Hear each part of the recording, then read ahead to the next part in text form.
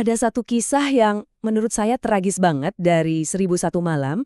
Ini cerita tentang seorang pangeran yang kehilangan segalanya, bukan cuma tahta ya, tapi semuanya. Dan itu terjadi cuma dalam hitungan hari. Yuk kita telusuri bareng-bareng gimana nasib dan satu janji bisa mengubah hidup seseorang selamanya.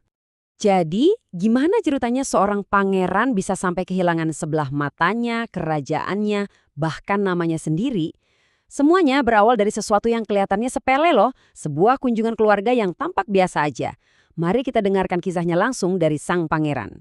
Oke, jadi cerita kita ini dimulai dari pengakuan si penceritanya sendiri. Dulunya, dia adalah seorang pangeran. Suatu hari, dia pergi mengunjungi sepupunya di kerajaan tetangga. Sebuah perjalanan yang harusnya sih isinya senang-senang, tapi ternyata malah jadi awal mula dari semua bencana.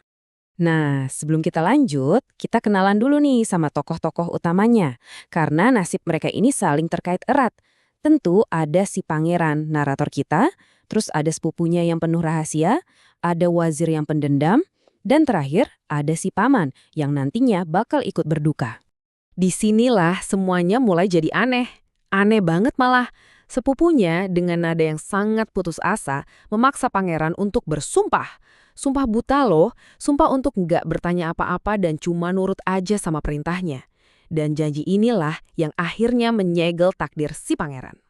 Dan permintaannya ini, wah jauh lebih ngeri dari yang bisa dibayangkan. Di tengah gelapnya malam, sepupunya ini membawa pangeran ke sebuah makam keluarga yang sepi. Buat apa coba mereka ke sana? Karena udah terikat sumpah, ya mau gimana lagi? Pangeran kita nggak punya pilihan selain menuruti perintah gila ini. Dia mengubur sepupunya hidup-hidup bersama seorang wanita misterius, menyegel mereka di dalam makam tanpa tahu alasannya sama sekali. Ya jelas dong, besok paginya penyesalan langsung datang menghantui. Selama 7 hari 7 malam, dia panik nyari-nyari makam itu lagi, tapi nihil. Makam itu seolah lenyap di telan bumi. Akhirnya, karena putus asa, dia memutuskan buat pulang ke kerajaannya. Tapi, ternyata bencana yang lebih besar udah nungguin dia di rumah. Begitu sampai di gerbang kota, dia bukan disambut hangat. Malah disergap sama para pengawalnya sendiri, sebuah pengkhianatan yang sama sekali nggak dia duga. Dan dalam sekejap mata, statusnya langsung berubah. Dari seorang pangeran, jadi tahanan. Dia diseret ke hadapan wazir, yang ternyata adalah musuh bebuyutannya. Dan orang ini sekarang duduk di tahta ayahnya. Pertanyaannya, kok bisa wazir ini benci banget sama dia? Ternyata akarnya itu dendam lama. Dendam yang berasal dari sebuah kecelakaan konyol waktu mereka masih kecil. Jadi ceritanya gini, bertahun-tahun yang lalu, waktu pangeran masih kecil dan lagi main ketapel, pelurunya nyasar dan kena mata si wazir. Itu murni sebuah kecelakaan. Tapi bagi si wazir, ini adalah luka yang gak bakal pernah bisa dia lupakan ataupun maafkan. Dengan dinginnya, si wazir bilang, kalau kamu melakukannya tidak sengaja, maka aku akan melakukannya dengan sengaja. Dan beneran, tanpa ampun, dia mencongkel keluar mata kiri si pangeran. Harusnya sih nyawanya tamat di situ, di dalam peti itu. Tapi, di tengah keputusasaan, datang pertolongan yang gak disangka-sangka. Algojo setia ayahnya, karena merasa iba, justru membebaskan dia dan menyuruhnya lari sejauh mungkin dan jangan pernah kembali. Dengan satu mata buta dan hati yang hancur, satu-satunya tempat yang bisa dia tuju ya kerajaan pamannya. Tapi kayaknya kesedihan tuh emang ngikutin dia terus. Setibanya di sana, dia dapat kabar kalau sepupunya, orang yang memulai semua ini, udah berhari-hari hilang tanpa jejak. Pas dengar sepupunya hilang, si pangeran langsung klik. Dia ingat tugas mengerikan yang dia lakukan beberapa hari lalu.